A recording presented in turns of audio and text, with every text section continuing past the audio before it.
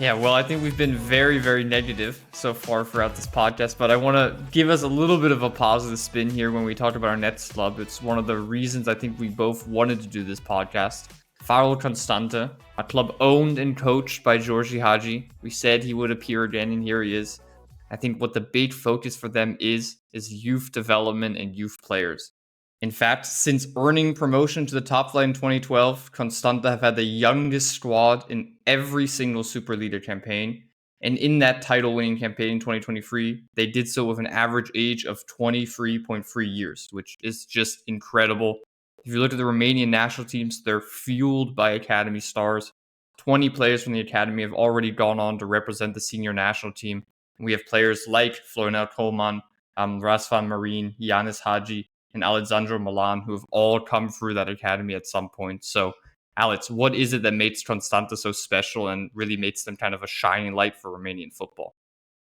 Well, the obvious and short answer will just be Gica Hagi, because he just settled this by himself with his money. I think he had this dream to build this academy and to create players, maybe not like him, but that could reach the highest level. And I think that he's trying his best and he's doing quite well because we see also the results at some point. Like you said, managing to win the title 2 times in the last 10 years, maybe.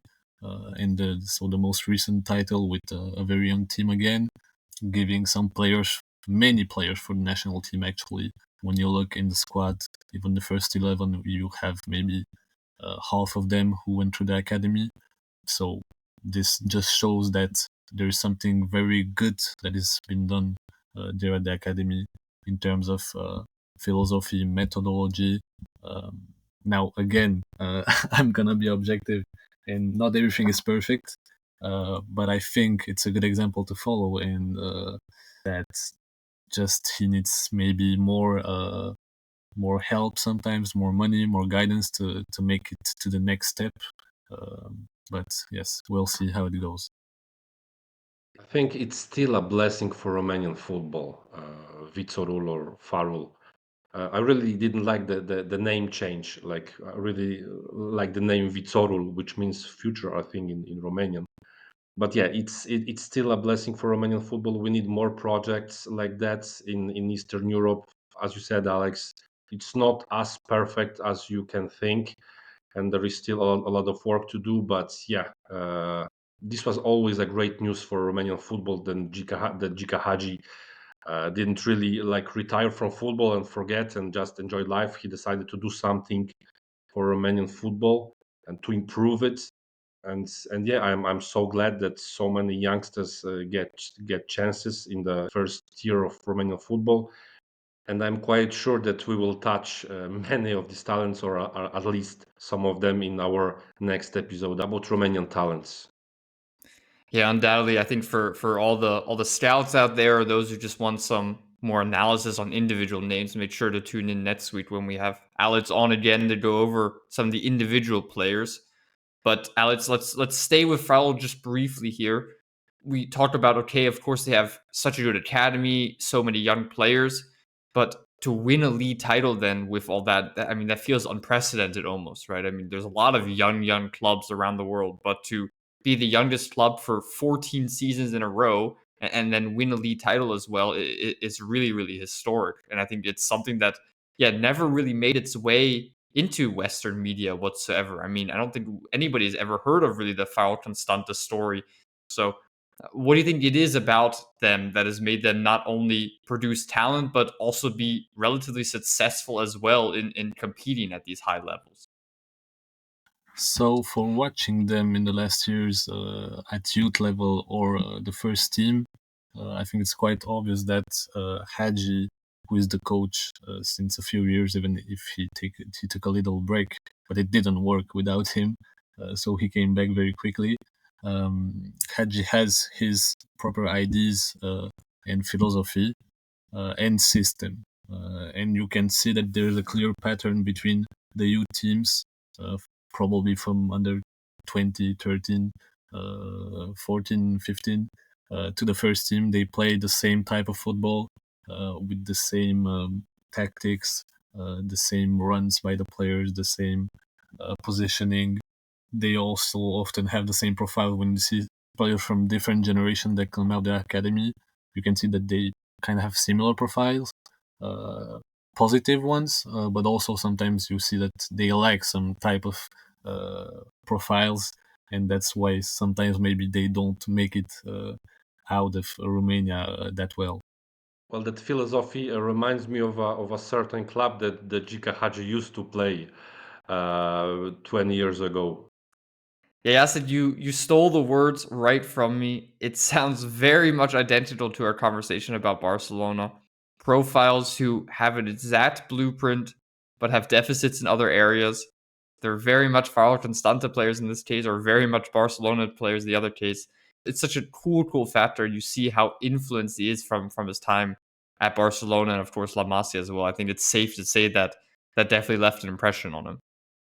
And I think we can call Vitoru Constanța Academy the Romanian La Masia much more than Romania being the Brazil of Europe. And finally, before we move on to our last club here that we want to just briefly touch on, do you think Georgi Hagi would ever leave Farul Constanta? Because obviously, I mean, his reputation as a coach itself is quite high. Do you think he has ambitions to go on somewhere else? Or do you think the one step that would be natural is for him to eventually be the Romanian national team coach? Do you think he would thrive in a role like that? Or is he more a club builder rather than necessarily a head coach? Is he more of a, I would say, maybe a Ralph Rangnick who really wants to develop all the processes and not necessarily a true coach itself? Well, there were some talks about the national team even recently before Mircea Lucescu came back. I don't know exactly why it didn't work out with Hagi, but obviously at some point he will maybe leave the club as a coach, but he will probably stay there as the chairman. Um, Now I know that they have some projects with building a new stadium, probably making the brand and the club grow again, because Farul back in the days was also a big team in Constanța. That's why they merged with Vitorul, who was the name of his academy before. You know, they merged with the historical club of the city. But I think he has some projects to take it to the next level from every aspect, probably academy and first team, to find more money from investors from outside to probably collaborate to take to the next level, and that will probably also mean maybe a switch of coach, of management, maybe also take to the next step with the academy. Yeah, and as you mentioned, Alex, I think there are still a few steps to go. Correct me if I'm wrong, but I believe Farul Constanta has never qualified for Europe. I don't think they made it to any European competition after winning the league title. So I think that's kind of the next step for them is definitely to become more routine in these European competitions. Where, like we said, that's where it really profits to have such young rosters who are then in a bigger spotlight. Yes, they didn't make it just qualification rounds, and even in the UEFA Youth League, I don't think they managed to go very far the few times they were in the competition. So it shows that obviously you can do some better things and that not everything is perfect. So yes, you saw that Farrell was champion with a very young team 2 years ago. But every time that they managed to get this good results to reach the playoffs or even to be champion, the next year they will obviously lose some players because they have to sell players for money. This is an important aspect, and then they have to build again. So they will have sometimes some young players coming from the next generation, but they also have to bring some older players to examples and to bring some experience in this team. And this is where sometimes there's a problem. They tried sometimes to bring players from outside that didn't play in Romania or that were not very well known, and often it doesn't work. They bring a lot of players in the summer, at the start of the summer, and before the end of the summer, some of them already left the club. So it's a very again short-term mentality that if they don't qualify in Europe, some of the players they can go back home or change clubs. And sometimes he forgets for me to trust the young players. And I see a correlation that every time that the team is getting older, like in the recent games, I think some of the games he used maybe just 1 or 2 under 21s, which for me is almost shocking because he has some quality players and young players. And I think that when he plays them, there's obviously a difference, even if it's not perfect. Maybe he's not gonna beat the top teams in Romania with players from 2007 with Doicaru, Stoyan, and whatever. But he has to use them and to dare to use them, and not just try to bring old players that he already trained and try to revive them. He's doing it very well, but sometimes it doesn't work.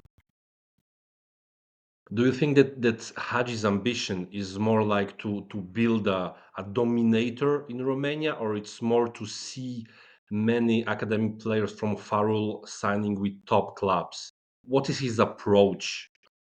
So for me, his main goal is to develop players and to make them reach the next step to go outside in Europe and to also feed the national teams. This is obviously the main target for him in order to also survive as a club, to have money, to reinvest in the academy and to keep growing, and maybe later to be able to bring some better players from outside. Um, so yes, I would say this is the main target. In terms of results, there's not a focus, I think, like other clubs to be champion, obviously, because he cannot do it every season. Maybe just to reach the playoffs in order to be sure that you get some exposure, you will play against the best teams with your young players. I think last year he did that.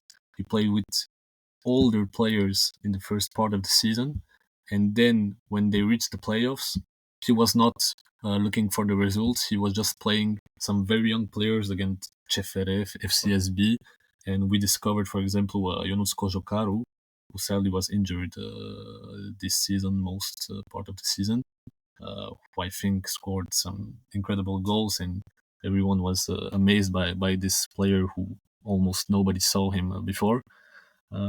But yes, I think he's just trying to stay in the safe zone and maybe from time to times try to reach some title battle. Yeah, and I think it's interesting to go back to the point about should he go to the Romanian national team, because I think for him, he probably thinks the work I'm doing at Farul Constanța is probably more beneficial for the Romanian national team than if I went to the Romanian national team itself, because he's really at the grassroots level developing the players for the national team. And then maybe in 5-10 years time, when the Constanța pathway is so developed, then he can kind of go into that role as a head coach there and actually kind of make use of all the talent that he has created himself. So it's almost like he's almost laying the groundwork for an eventual career there, which could be really, really cool.